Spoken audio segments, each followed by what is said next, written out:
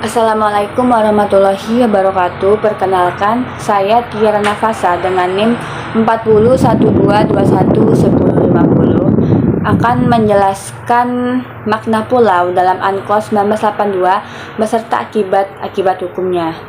Menurut UNCLOS 1982, sebuah pulau didefinisikan sebagai daratan yang dikelilingi oleh air pada pasang surut tinggi dan dapat mendukung kehidupan manusia atau memiliki fasilitas ekonomi sendiri. Penentuan apakah suatu bentuk daratan dapat dianggap sebagai pulau diatur di dalam kriteria UNCLOS. Akibat hukum dari status pulau ini terkait zona-zona laut yang dapat diberikan kepada negara yang memiliki pulau tersebut. UNCLOS 1982 sendiri menetapkan beberapa zona laut seperti zona laut teritorial, zona ekonomi eksklusif, dan landas kontinen. Mungkin saya akan menjelaskan tentang zona laut teritorial.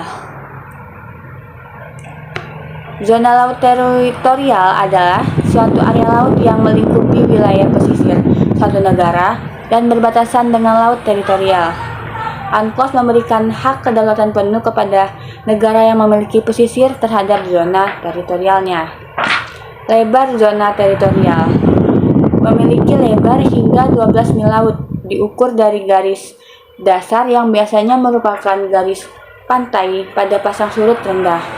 Untuk hak kedaulatan zona teritorial, negara pesisir memiliki hak kedaulatan penuh atas ruang udara di atas dasar laut dan kolom air di antaranya. Negara berhak menetapkan dan menegakkan hukum nasionalnya di zona teritorialnya.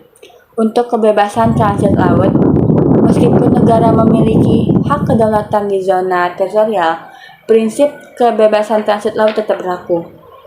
Kapal asing dapat melintasi zona ini tanpa izin dari negara pesisir, tapi harus tetap sesuai dengan hukum internasional. Berikut yaitu ada hak untuk menetapkan aturan. Negara pesisir dapat menetapkan aturan tertentu di dalam zona teritorialnya terkait dengan keamanan, perlindungan lingkungan, dan pemanfaatan sumber daya alam. Tetapi aturan tersebut tidak boleh bertentangan dengan prinsip dasar UNCLOS.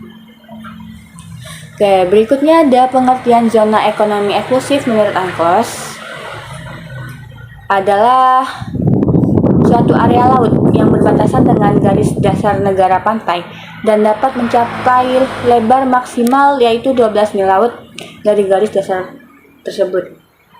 Dalam zona teritorial, negara memiliki hak penuh untuk menetapkan dan menegakkan hukumnya termasuk kontrol terhadap aktivitas navigasi dan penerbangan sipil.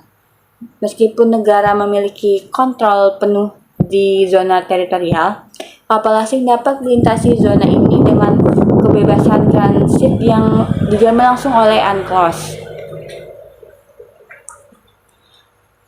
Berikut ada zona landas kontinen. Zona landas kontinen menurut UNCLOS 1982 merujuk pada area laut di zona teritorial suatu negara yang merupakan perpanjangan geografis dari daratan kontinentalnya. Untuk definisi, ZEE sendiri adalah area laut yang melibatkan dasar laut dan tanah di bawahnya yang merupakan perpanjangan benua atau daratan negara pantai ke dalam laut. Untuk batas, menurut UNCLOS, batas zona landas kontinen dapat mencapai lebar maksimal 200 mil laut dari garis dasar negara pantai. Jika batas ini melebihi 200 mil laut, negara dapat mengajukan klaim ekstensif berdasarkan bukti ilmiah yang mendukung bahwa landas kontinen fisiknya meluas melebihi batas tersebut.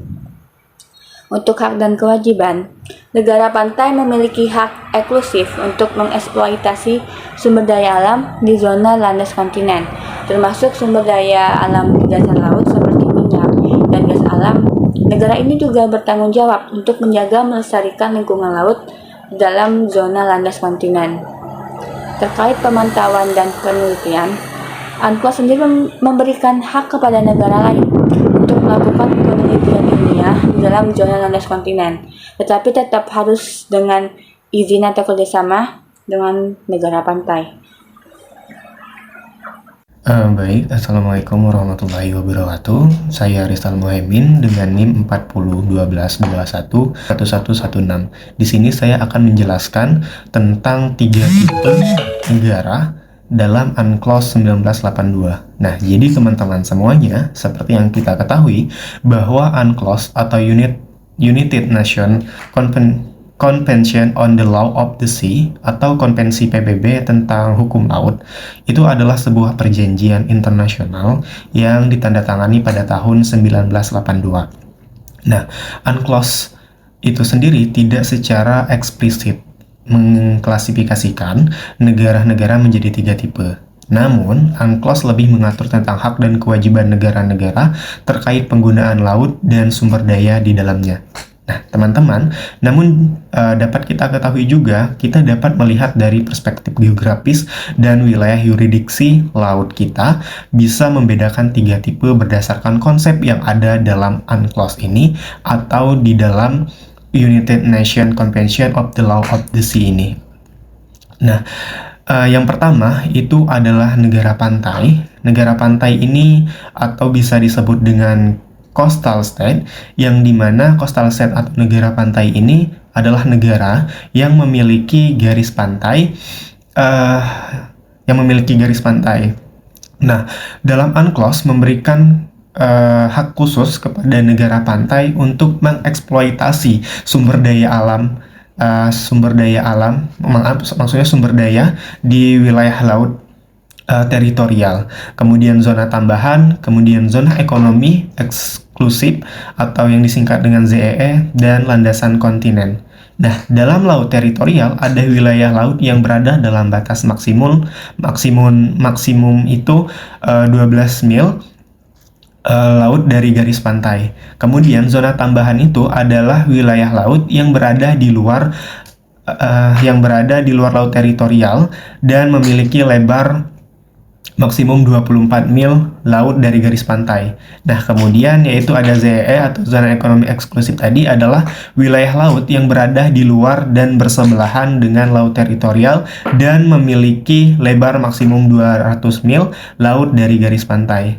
Nah, landas kontinen juga adalah dasar laut dan tanah di bawah yang berada di luar laut teritorial dan ZEE. Kemudian, tipe negara selanjutnya yaitu adalah negara kepulauan atau archipelagic state.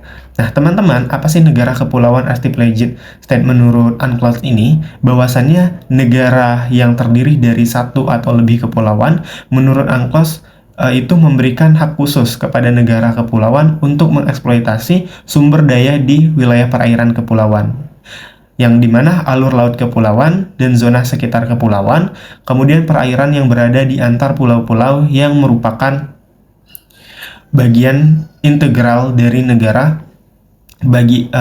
kepulauan. Nah, alur laut kepulauan adalah jalur air yang digunakan untuk pelayanan internasional melalui perairan kepulauan. Nah, kemudian tipe yang terakhir menurut UNCLOS atau yang dapat kita ambil yakni adalah negara tanpa laut. Nah, negara tanpa laut ini bisa kita sebut dengan landlocked state. Jadi landlocked state ini itu adalah negara yang tidak memiliki akses langsung ke laut. Jadi, UNCLOS memberikan hak khusus kepada negara tanpa laut untuk mengakses dan menggunakan laut untuk tujuan perdagangan. Nah, negara tanpa laut memiliki hak untuk kebebasan transit, yang berarti mereka memiliki hak untuk berlayar melalui perairan teritorial dan ZEE negara pantai untuk tujuan perdagangan. Mungkin hanya itu saja yang bisa saya sampaikan mengenai 3 tipe negara di dalam UNCLOS, yang seperti kita ketahui bahwasannya di dalam UNCLOS itu tidak mengatur secara spesifik mengenai tipe-tipe negara, tapi lebih mengatur tentang hak dan kewajiban negara-negara terkait penggunaan laut dan sumber daya di dalamnya, sehingga dapat kita tarik kesimpulan atau dapat kita ambil dalam konsep yang ada di UNCLOS untuk kita tarik